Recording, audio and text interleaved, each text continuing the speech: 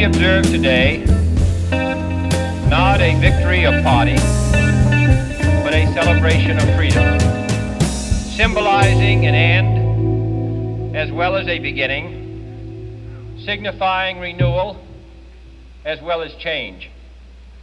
For I have sworn before you and Almighty God the same solemn oath our forebears prescribed nearly a century and 3/4 ago.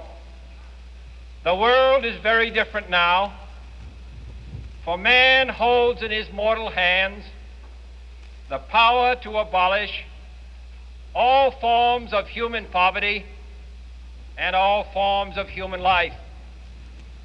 And yet the same revolutionary beliefs for which our forebears fought are still at issue around the globe. The belief that the rights of man come not from the generosity of the state, but from the hand of God. We dare not forget today that we are the heirs of that first revolution.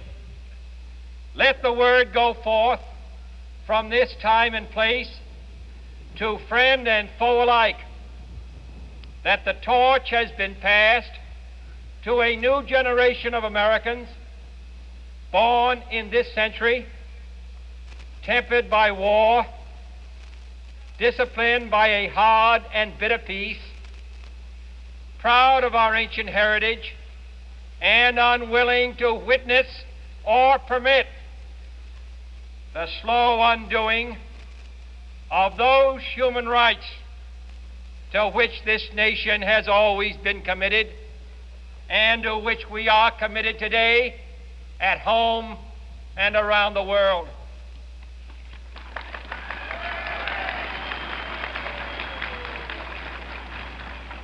Let every nation know, whether it wishes us well or ill, that we shall pay any price, bear any burden, meet any hardship, support any friend, oppose any foe to assure the survival and the success of liberty.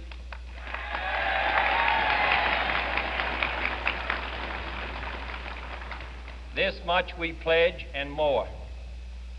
To those old allies whose cultural and spiritual origins we share, we pledge the loyalty of faithful friends. United, there is little we cannot do in a host of cooperative ventures. Divided, there is little we can do, for we dare not meet a powerful challenge at odds and split asunder. To those new states whom we welcome to the ranks of the free, we pledge our word that one form of colonial control shall not have passed away merely to be replaced by a far more iron tyranny. We shall not always expect to find them supporting our view, but we shall always hope to find them strongly supporting their own freedom, and to remember that in the past, those who foolishly sought power by riding the back of the tiger ended up inside.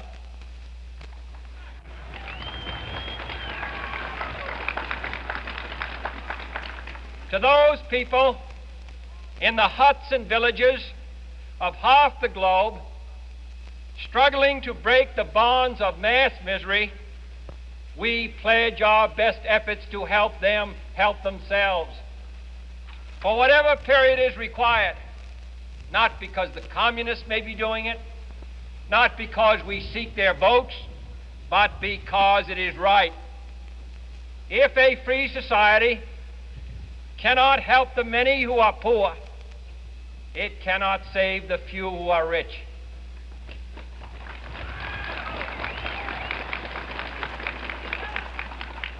To our sister republics south of our border, we offer a special pledge to convert our good words into good deeds. In a new alliance for progress, to assist free men and free governments in casting off the chains of poverty. But this peaceful revolution of hope cannot become the prey of hostile powers. Let all our neighbors know that we shall join with them to oppose aggression or subversion anywhere in the Americas. And let every other power know that this hemisphere intends to remain the master of its own house.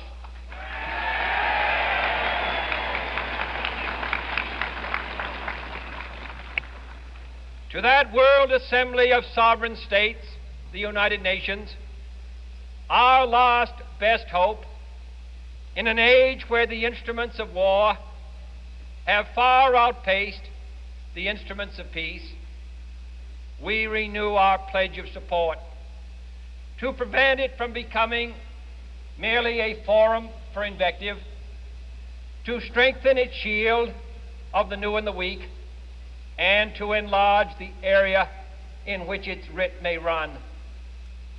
Finally, to those nations who would make themselves our adversary, we offer not a pledge, but a request that both sides begin anew the quest for peace. Before the dark powers of destruction, unleashed by science, engulf all humanity in planned or accidental self-destruction. We dare not tempt them with weakness, for only when our arms are sufficient beyond doubt can we be certain beyond doubt that they will never be employed.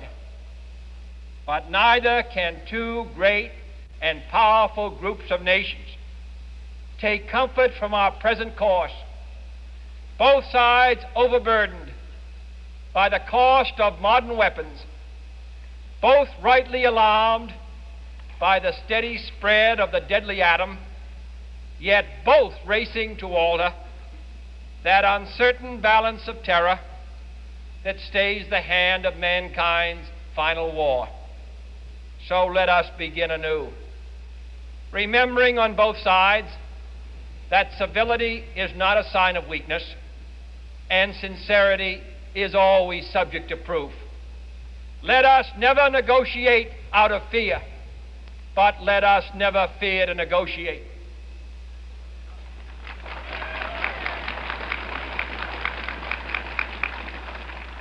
Let both sides explore what problems unite us, instead of belaboring those problems which divide us. Let both sides, for the first time, formulate serious and precise proposals for the inspection and control of arms, and bring the absolute power to destroy other nations under the absolute control of all nations.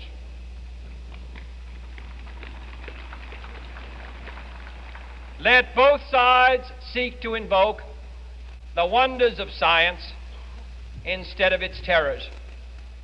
Together, let us explore the stars, conquer the deserts, eradicate disease, tap the ocean depths, and encourage the arts and commerce. Let both sides unite to heed in all corners of the earth the command of Isaiah to undo the heavy burdens and let the oppressed go free.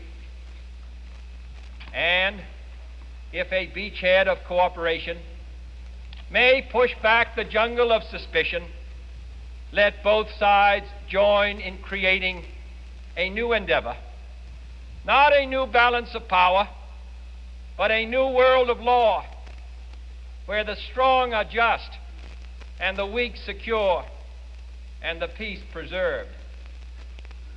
All this will not be finished in the first 100 days, nor will it be finished in the first 1,000 days, nor in the life of this administration, nor even perhaps in our lifetime on this planet. But let us begin.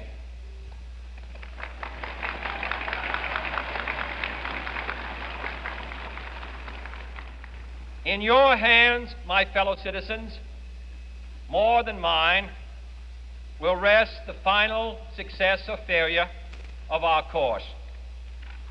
Since this country was founded, each generation of Americans has been summoned to give testimony to its national loyalty. The graves of young Americans who answered the call to service surround the globe.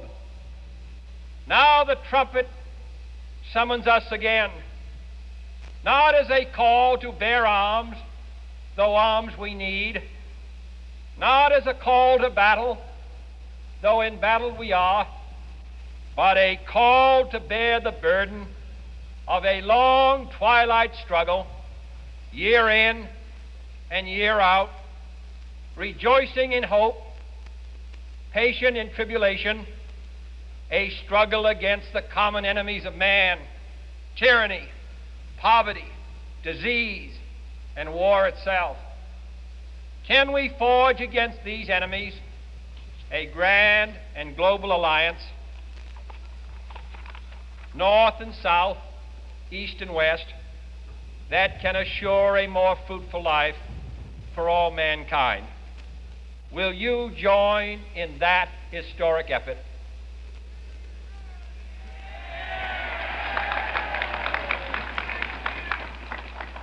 In the long history of the world, only a few generations have been granted the role of defending freedom in its hour of maximum danger.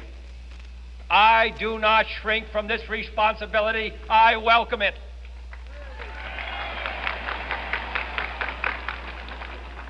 I do not believe that any of us would exchange places with any other people or any other generation. The energy, the faith, the devotion which we bring to this endeavor will light our country and all who serve it. And the glow from that fire can truly light the world.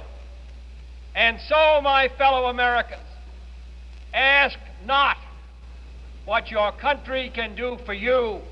Ask what you can do for your country.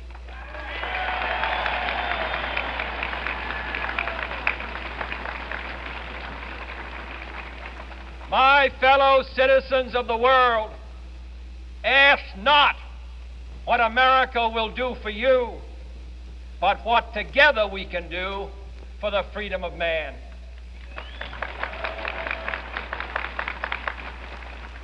Finally, whether you are citizens of America or citizens of the world, ask of us here the same high standards of strength and sacrifice which we ask of you.